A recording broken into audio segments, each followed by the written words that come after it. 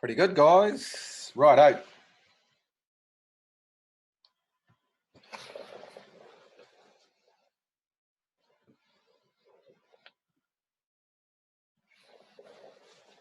So we got to this bit on Tuesday. We worked out the exact right position for everything. Should arch, hand above your knee, other hand in front of here. But getting here, cover yourself. Make sure you cover all the way through. Cover relaxed, not cover rigid.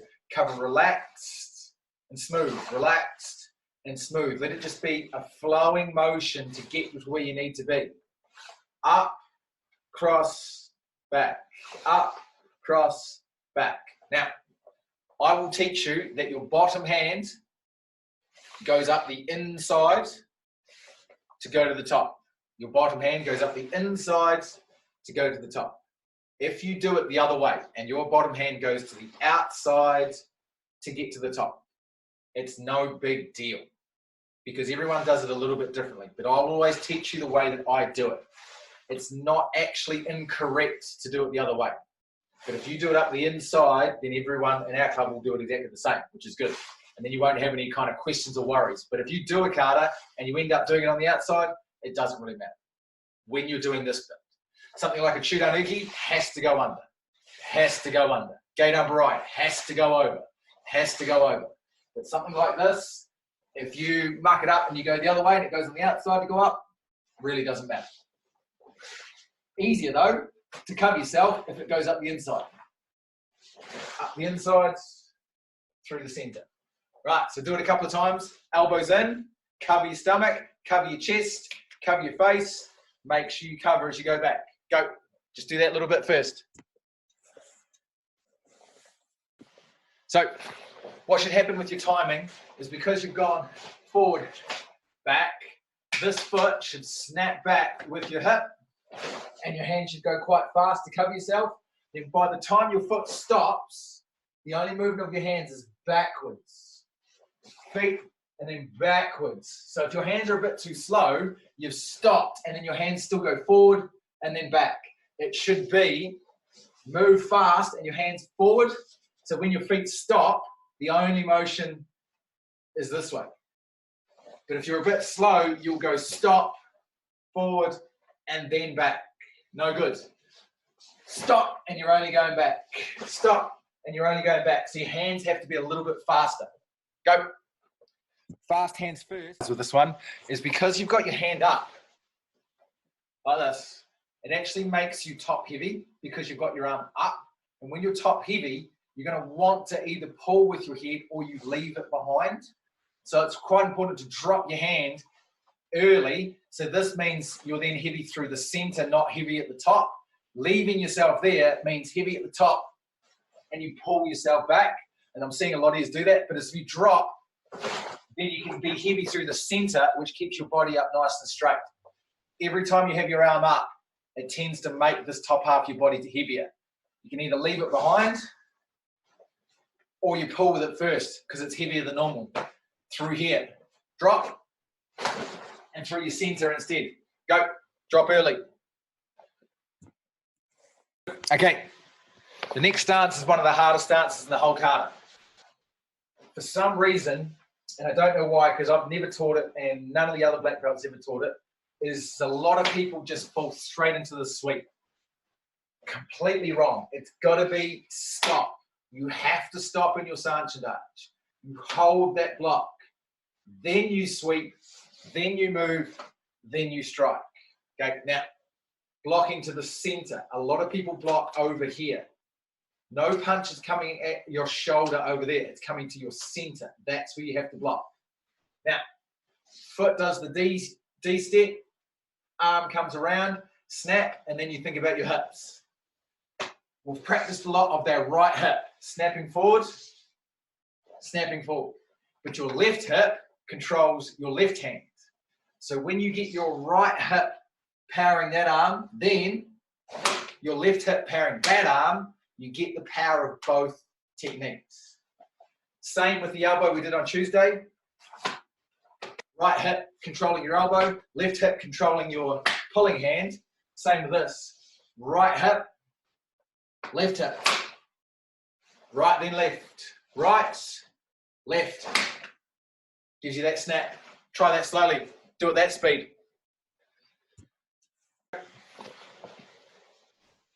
Once your right hip snaps, your arm's already going. You've already worked, you've done it, you've snapped it, it's gone.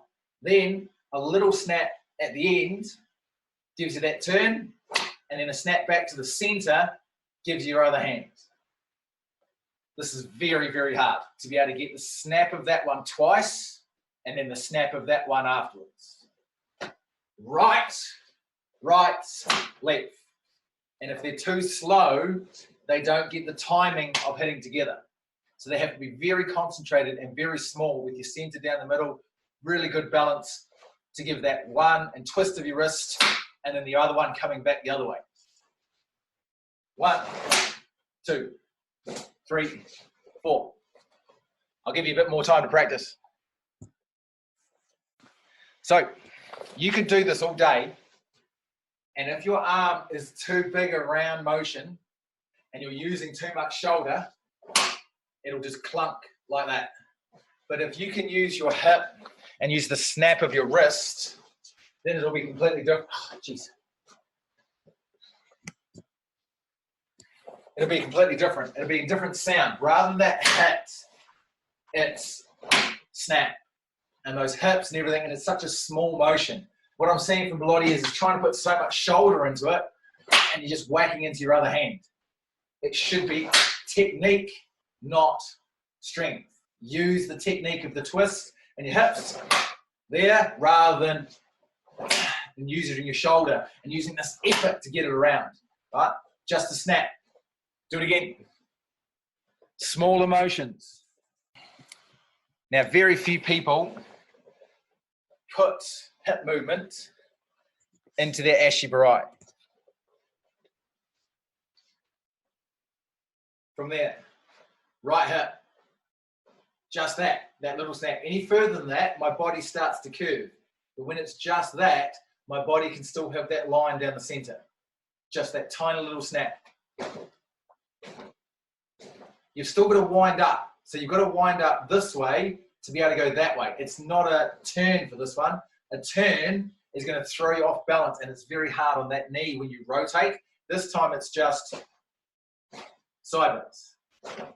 Just small. Handle the whip, end of your whip, and you see it doesn't go past this foot. If you go through there, you've gone past that foot, very easy to ruin your balance. It only goes to that foot. That's it. Just to there. 1, 2. And if you see where I put my foot down, I don't go 1 over there. I go 1 and it's still close to my other foot, but then shoots off on an angle. So you can't go sweep and then back to shoulder width apart to push. You go there and you go right close to then go out to shoulder width apart. 1, 2, 3. Stop. Hand in the center. Snap. Go. I want a good foot sweep. When you shuffle forward, Suri Ashi. A lot of yous are missing your knee movement. So if I'm doing it this way, when I sweep, I need to drop, and I'm quite bent as I push. But if you sweep and stand, you'll only do that much. It has to be sweep and drop to push low to the ground. Sweep down, push, not sweep up and push. And that's what I'm seeing from Melodias. So it has to be sarch and arch, hip snap, drop to push to then hit. Try that, get down a bit lower. So this is the most like you're fighting. So in a fighting situation, you're going to shuffle forward. Well, hopefully, if you do things right, you'll be from here and you'll shuffle forward to get your technique. You're not going to shuffle forward like this to try and punch someone in a fighting situation. But half years of doing that, you're doing your kata and you're real rigid and you're up like that. It should be like fighting. Just throw yourself forward, relax through your legs. Once you've hit that stance, then relax and go. Don't do it like a kata. Do it like you're fighting and throw yourself forward. Do it again.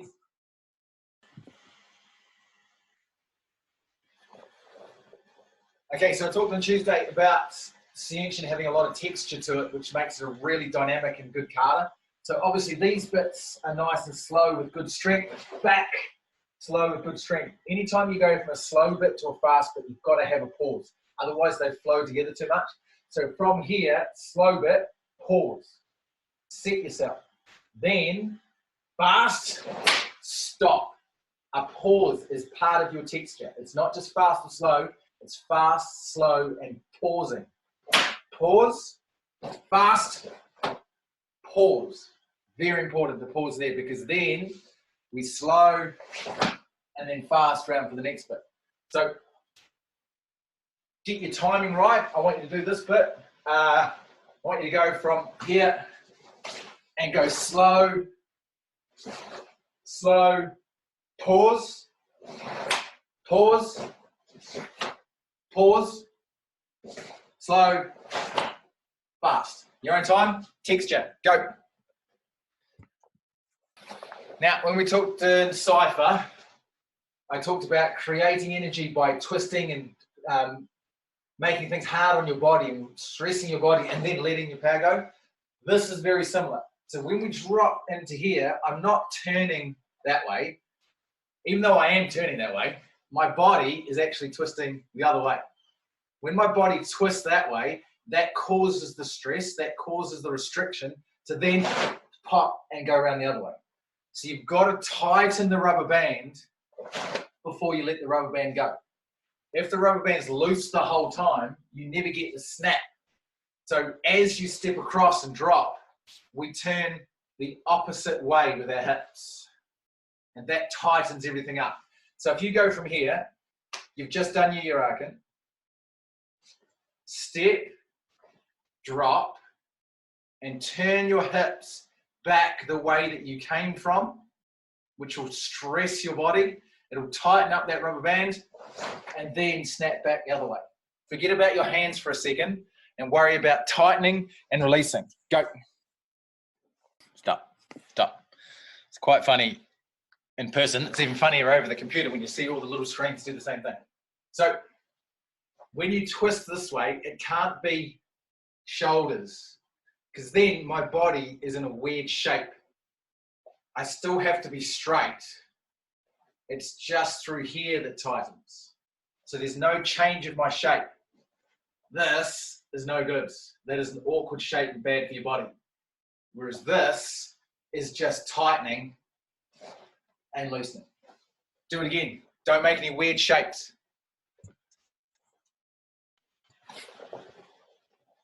So obviously from here, my left hand goes underneath, but then my right hand goes through the center. So left underneath, but then outsides. What can happen then is the one that's on the inside tends to go backwards. And a lot of people try and do that to try and flick their gis. So then when you turn around, you get this flick as you hit. Please don't try and do that. It's not backwards. It has to be out, away from yourself, away from there. But a lot of people try and hit their gis to make sound. Away from your body. Gate arm right, out in front of yourself. Catch it before it gets to you. You don't want to be back here, out here. When you're in Shigadarch, we pull it back through our chest, power through this way. Standing up though, we do it in front of ourselves. It's normal Chudanuki, gate arm right, out in front this way. Most of you are trying to do it back there. Do it again. Go through the center, but out in front of yourself. When we speed this up, guys, it's so easy to leave your head behind. Don't leave your head behind. You've got to take everything with you. This is the power through here to hold yourself in one piece. Those push-ups all in one piece, taking yourself with you. You can't leave your head behind. And this is what happens when we try and speed it up. And then we get this snapping of our whole body. No good. It's got to be taking your time, take your whole body, and then snap out. Right, so the sound that I get with my one is not this one. It's That one. That out and back of your Chudanuki. That's what you're after. 1, 2.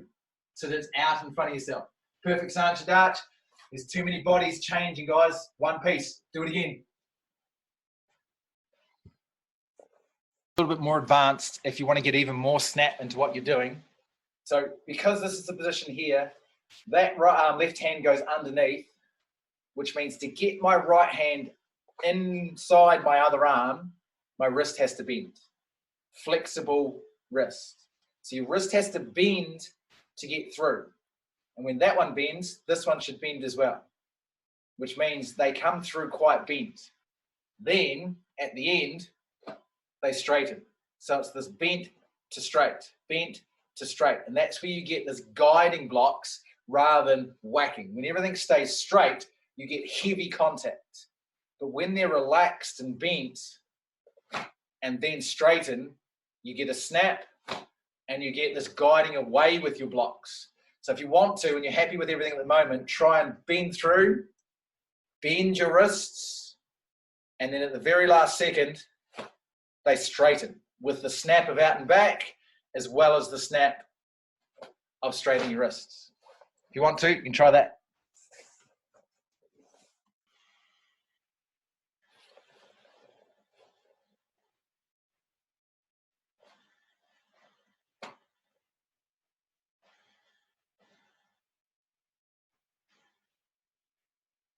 Right, so we'll turn to here. Chudanuki, gate arm right. Top hand. Little finger under. Open, little finger under. And my body does the same shape as that creates. Under. When that goes under, my natural move then, as I straighten up, is to go up. Under and up. As I go under, my body's going to curl, but then the power of this top hand coming down, so once it's curled, it then rises a little bit to then drop. Drop with your stance, straight down your center line. Best place to do it. When it drops straight down your center line, your stance and your hands work together, creating the equal and opposite happening at the other end. So you create the energy by this twist, you then accelerate it by the drop, finishing there. Straight up and down, not up, it's up and down, then forward and back. They're not the same thing. Up and down, then forward and back. Two different things. A lot of people do them ending up looking the same. First thing, curl, drop. Practice the curl and drop. Okay, so equal and opposite. So if this one's going straight down the center, this one has to be going straight up. If you go too far that way, then that one's going in that direction and this one's going in that direction. That's not opposite. If you uppercut too close to yourself, your punch is going in that direction and the other one's going down that direction. That's not equal and opposite. It has to be equal and opposite to actually create power from the same thing. So when those hands are right and then you add in this forceful drop of your stance, that's where you get the power into the technique. As soon as you just change that a little bit, you've changed where the power is. So focus on equal and opposite, that pulley system, just like a normal punch. Equal and opposite. Do that, do your raken, and then do your geidan. Okay. So equal and opposite. Timing. If your timing is slightly off, what I mean by that is that if your stance hits and this one's going up at the same time, but then this one is slightly afterwards, no good. If your uppercut hits and then your feet hit, no good. It's all going to happen together. They all work together. Twist, bang, hits. From there, sternum guard, small shift of your hips to snap. That's all it is. Then equal and opposite. Equal and opposite. It can't be that. It's that. Equal and opposite. 1, 2. Same distance that one, same distance that one. 1, 2, 3, 4. Same again, equal and opposite. 1, 2, 3, 4. Go. You've curled your body. Now, a lot of the time you have to be very rigid through your center. Then other times you have to be able to move and be quite flexible through your middle. Now, as you get older, you lose this flexibility through your back.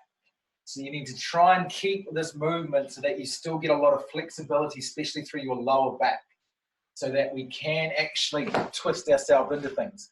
If we think about these elbows now, so we've gone 1, 2, 3, 4. We slide up into neck washlet arch. From there, we look to the front, we slide up into neck washlet arch. Now, this is very structured, but it can be a bit more unstructured as long as you're covering everything. This is the very tournament way to do it, where everything's very straight, very strong, and very structured.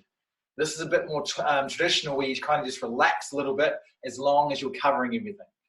Tournament, traditional, just cover. Now, flexible through your back, which means my head stays still, but everything else can move. My height doesn't change. It's just through my middle that does this motion. Head stays still. But most people who don't have that flexibility through the center, your head will have to move with everything that you do. And then you'll get this lot of motion. So if there's another person in the room with you, or if you can see yourself on the screen, head stays still and everything else moves. Relax through here. Remember, the one that's on the outside is going back, which means the Hikite hand, which is there, goes close to your chest, and put your other one on top. And then flexibility through here. Go. Second. Right, this is what I want you to do. So what a lot of you are doing from there, this foot's sliding up and you're already thinking about doing your technique. So you're either going like this, ready to start rocking, or you're going back, ready to start throwing your butt back, which means your head is starting in the wrong position. So if I go to there, my head's back behind my balance. If I start from there, my head's in front of my balance, which means when I use my hips, my head's going to have to change. But if you can get balanced first with your head down the center of your balance, that's where you start and that's where you finish. But if you start in the wrong place, you'll always end up having to move it. So think about that. Put it in the right place first, slow it down, get it right first in the right neck washlet arch, then do your elbows. Right, stance. So we're in neck washlet arch, obviously. Where your first neck washlet arch is will determine what happens with the move and what happens next. So if your back foot is too wide or if your knee is too far out, what you'll notice is that your step will be different. You'll go on an angle. Or if it's too skinny, you'll move slightly. But if it's a really good neck washlet arch with that over there with your knee pointing forward, not over there, and this on a really good 45 degrees, you can then push straight back into your next one. A lot of yous are in a wonky neck washlet arch to start with, which means your step will always be wonky. So before you do anything, make sure your neck washlet arch is good, you're relaxed, then hit, then a really good step back with your body up still. But as soon as you get wonky, your then move will be wonky as well. Break it down a little bit. Make sure everything's right before you move on. Your elbows.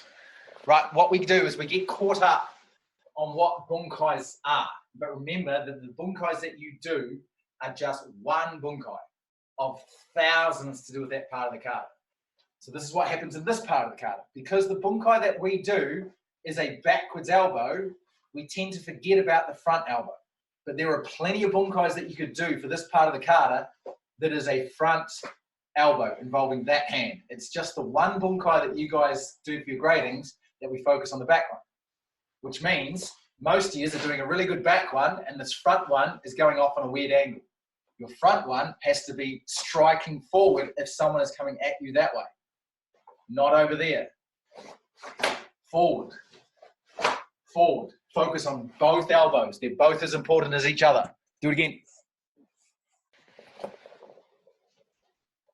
So if I use this center down the line of my garage again, if that's the center of my head when I'm there, I can't step across and my head still be in that center. I step across and my head has shifted because I've stepped. I can't do it that way. When I do it that way, my balance is on an angle like that. My head has to go with what I'm doing. I twist back that way to then twist back the other way.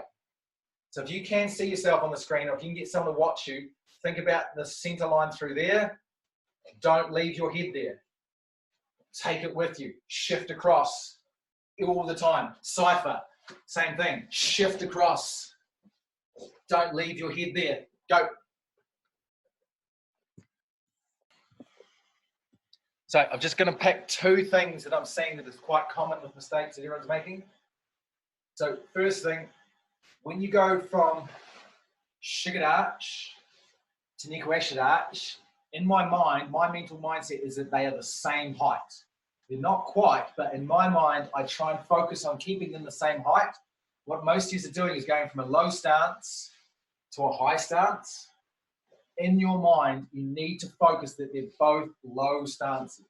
Very little change in height. Power through that back leg to snap into a low stance. So common that everyone's going from there, up, and then trying to drop down. Get your nikuashirach right first, then hips. The next thing that's most common is your front leg being too much in front of this way. Like I said before, when it's over there, you can't go straight back. It's impossible to go straight back. You have to step out, which takes you and shifts you. When your nikuashirach is right, it shifts you straight back. Majority is too skinny, which naturally takes you over there. Right, those two things, low to low and straight back. Make sure you're not one of those people that are doing it wrong. If you are, okay.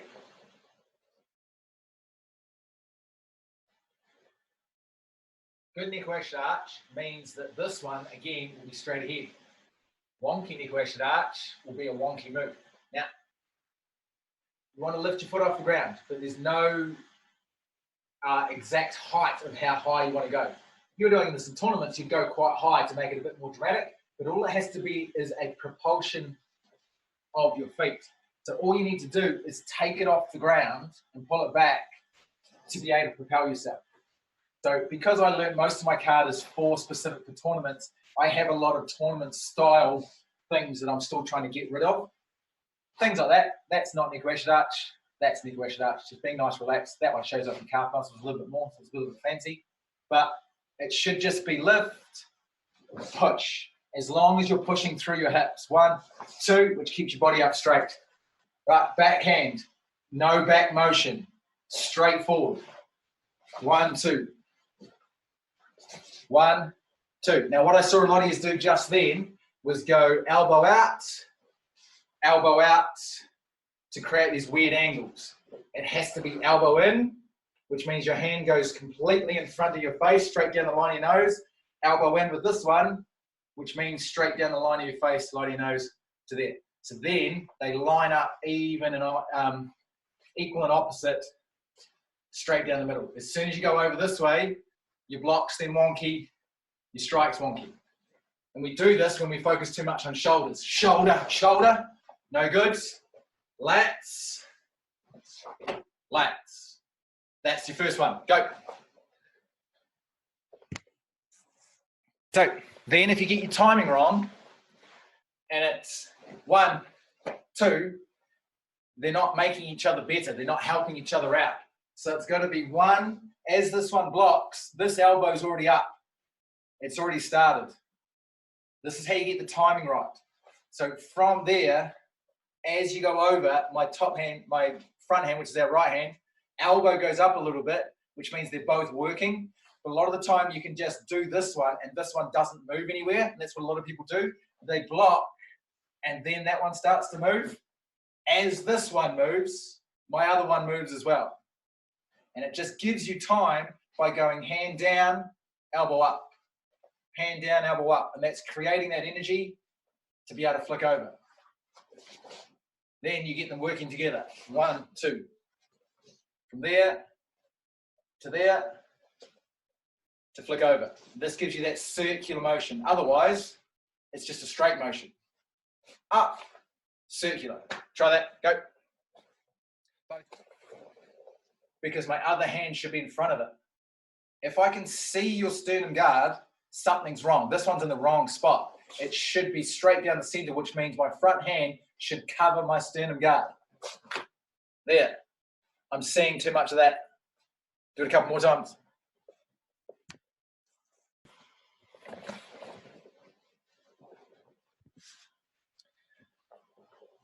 Most common mistake people make with this last bit is they shuffle forward, then they shuffle back. No, no, no, no, no. Shuffle forward, step back. Left foot finishes in front. Right foot, left foot. Sternum guard stays there. Other one, back to here, palm to palm. Now, I'm already in my perfect neck washlet arch. So by the time my hand comes to here, my stance is sorted and my stance doesn't move. From there, palms together, tuck my wings away, which then opens my hands so then I can push my hands completely palm out. So I can go palm in, palm out and go away from myself, or I can keep it very close by tucking my wings away. From there, tuck your elbows in first, hands kind of touch your chest, so then you can push to there. Then, focusing on your little finger. As you go up, your little finger ducks in, which means your elbows can come together and your little fingers have pushed right through into there. This will really stress through here. You've tucked in as much as you can. Then straight down until you can no longer hold your elbows together. And it folds out. Tight lats, not shoulders, lats, small. Now a lot of yous do this for some reason. I don't know what that is. Just there. Fold and done. Shuffle forward, down, tight, small, fold. Timing, fast, fast, hold. Practice, go.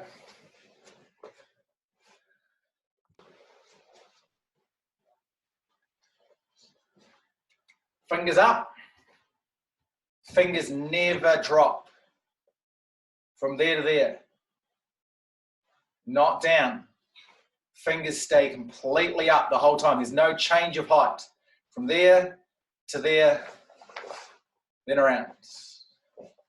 So important, because as you do this, you've created a bigger arc, which means your blocks are now slower, twice as slow to do that. Whereas you want to be the shortest possible direction to get there, to get over. So you don't want to drop over the top to there. Don't change your stance. 1, drop, back straight. Last 30 seconds, we'll do the whole thing, and we're all done.